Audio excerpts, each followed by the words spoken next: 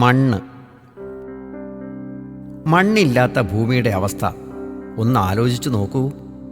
മരങ്ങളും ചെടികളുമില്ലാതെ, കരയിൽ ജീവിക്കുന്ന ജീവജാലങ്ങളില്ലാതെ, പാറകൾ മാത്രം നിറഞ്ഞ ലോകം. എങ്ങനെയാണ് ഭൂമിയിൽ മണ്ണുണ്ടായതെന്ന് കൂട്ടുകാർക്കറിയാമോ? വെതറിങ് എന്നറിയപ്പെടുന്ന ഒരു പ്രക്രിയയിലൂടെയാണത്. ചൂടുകൊണ്ടും മരങ്ങളുടെ വേരുകൾ കൊണ്ടും മറ്റും പാറകൾ വികസിക്കുമ്പോൾ അതിൽ പൊട്ടലുകളുണ്ടായി കഷണങ്ങളായി മാറുന്നു. ഈ കഷണങ്ങൾ വെള്ളം, കാറ്റ്, പ്രകൃതിയിലുണ്ടാകുന്ന ആസിഡുകൾ എന്നിവയുടെ പ്രവർത്തന ഫലമായി പൊടിഞ്ഞ് വളരെ ചെറിയ മണൽത്തരികളാകും. ഇത് ആയിരക്കണക്കിന് വർഷങ്ങൾ കൊണ്ട് നമ്മൾ കാണുന്ന രൂപത്തിലുള്ള മണ്ണായി മാറും.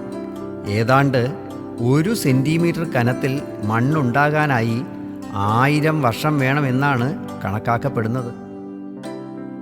വളരെ നിസ്സാരമെന്ന് കരുതുന്ന മണ്ണ് എത്ര സങ്കീർണ പ്രക്രിയയിലൂടെയാണ് ഉണ്ടാകുന്നതെന്ന് നോക്കൂ. മണ്ണ്. പൊന്നിനും കല്ലിനും എന്തോ വില, പൊന്നുവില എന്ന് ചൊല്ലിയാരോ. പൊന്നിനും കല്ലിനും എന്തോ വില, പൊന്നുവില എന്ന് ചൊല്ലിയാരോ.